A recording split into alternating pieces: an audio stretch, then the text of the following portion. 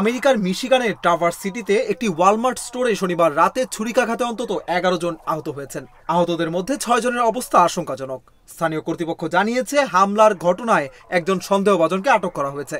ঘটনার সময় আশেপাশে থাকা ক্রেতারা আতঙ্কে ছোড়াছুড়ি শুরু করেন। স্থানীয় কর্তৃপক্ষের দেওয়া তথ্য অনুযায়ী আহত সবাই ছুরিকাঘাতে আহত হয়েছেন এবং তাদেরকে উত্তর মিশিগানের সবচেয়ে বড় হাসপাতালে ভর্তি করানো হয়েছে। পুলিশ জানিয়েছে, সন্দেহভাজন ব্যক্তির কাছ থেকে একটি ফোল্ডিং স্টাইল ছুরি উদ্ধার করা হয়েছে। তিনি মিশিগানেরই বাসিন্দা বলে ধারণা করা হচ্ছে, তবে তার পরিচয় এখনো প্রকাশ করা হয়নি। রাজ্যের গভর্নর গেচেন হুইটমার এক বিবৃতিতে বলেন, এই নির্মম সহিংসতায় আহতদের প্রতি আমাদের গভীর সহানুভূতি রইল। পুরো কমিউনিটি যেন দ্রুত এই দুঃস্বপ্ন কাটিয়ে উঠতে পারে, সেটি আমাদের কামনা। ট্রাভার্স সিটি মিশিগানের একটি জনপ্রিয় পর্যটন গন্তব্য।